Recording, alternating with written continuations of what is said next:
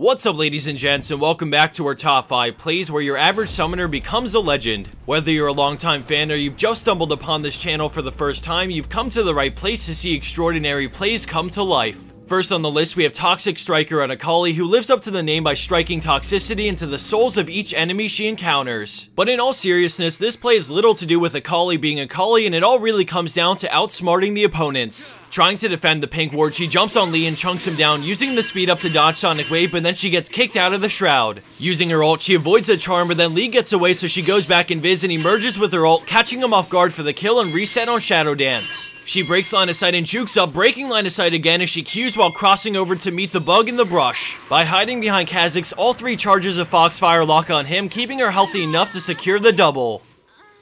Moving along into our number 4 spot, we have Hades under God on Rumble with a huge play from the little guy. Blue team is shoving down mid lane and hopes to regain vision of the dragon area, but then the friendly Annie gets charmed and the fight erupts. Rumble falls back, but watch carefully as Orianna sends the ball in, catching 4 enemy players with Shockwave, which sets up the equalizer directly on them. Despite the 4v5, Flamespitter melts her HP, and then he harpoons down Lucian, and now all of a sudden the tables have turned and only 2 champions remain on red team. With Ignite on Malphite, Rumble is easily able to take him down as Jinx makes good on Nari for the ace.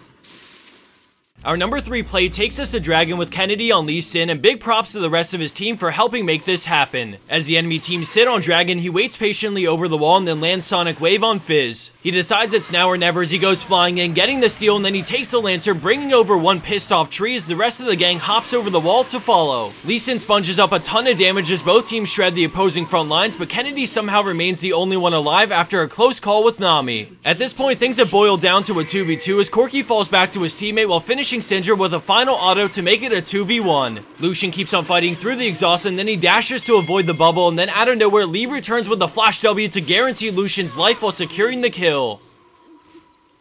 Landing in at second place, we have UG1 UK on Zed, but just like in our last play and many other plays we feature, this couldn't have been done alone. So in the beginning of this play, there are a few things I want you to notice. For starters, despite the kills Zed just got on Rengar, red team has a pretty massive lead in gold, and blue team's AD carry Quinn is extremely behind, making a full team fight not really an option. Since they have top inhib going for them, Zed decides to continue split pushing, and then the enemy team realize they have a creep wave pushing into their base, so they instantly start to recall. Kha'Zix jumps in as the rest of his team follows, putting pressure and forcing them to stick around to fight. Because they're in a 3v4 and the enemy team is fed, they quickly start to lose, and in a matter of seconds, red team is back to pushing mid. They figure they have the tier 3 tower and then the 2 Nexus towers, so Rengar will respond to stop Zed, and they can win right here because everyone else is dead. Huge mistake. The first tower falls way faster than expected, and then they realize they have to recall, so now all eyes go to Zed with Rengar about to respawn. The Nexus gets down to about 50% as Rengar ults in, forcing Zed to ult as well, but then he swaps out, and then at the last possible second, he swaps back in to avoid the bubble and Jace's Q, winning them the game.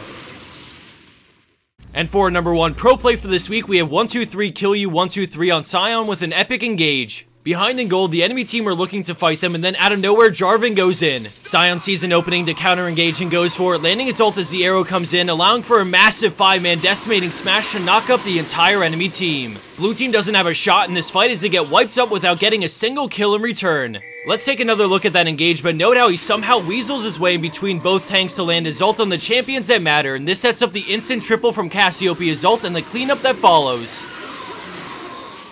And for the bonus clip of the week, we have Lollyzor on Syndra, who rides the Thresh Express for the freebie. As this plays on, we have 5 free skill capped accounts to give out, and all you have to do to enter this giveaway is to drop a comment with your favorite play of this year. I know that might be a pretty hard one to pinpoint down, but I'm really interested to see what you guys think. I don't need summoner names or regions or anything like that because the winners get private messaged on YouTube, so all you have to include in your comment is what episode it's from and which play. For those wondering what exactly a skill capped account gets you, I put together a quick video that shows some of the features a full access account has to offer. In this example, directly from their site, I'm looking at a video guide from Pants Are Dragons, which is a well-respected challenger player, and he's breaking down what your goals are as Rengar throughout all stages of the game. Obviously you can't hear him, but he's going over each of these talking points, and then he follows it up with a bunch of in-game examples showcasing what he just spoke about. So not only do you get to hear him explain the theory, but you also get to see it in action, and that's something that really helps me digest the information. It's one thing to be able to read a guide 20 times, but to be able to see each thing broken down is a huge edge when it comes to really learning the content. Although I can't show much more, you can see the next section on Rengar goes really in depth on all the different combos, and again, it shows examples of when each combo is actually applied in a real game. You feel like you're getting a private coaching lesson from a Diamond 1 or Challenger player, and it's really cheap to sign up, so I definitely recommend giving it a shot. If you want to find out more or sign up, then head over to the description box or click on this annotation to go directly there. Thanks for watching, everyone. Don't forget to drop that comment for the giveaway, and I'll see you back here soon for week 204 for League of Legends Top 5 Plays.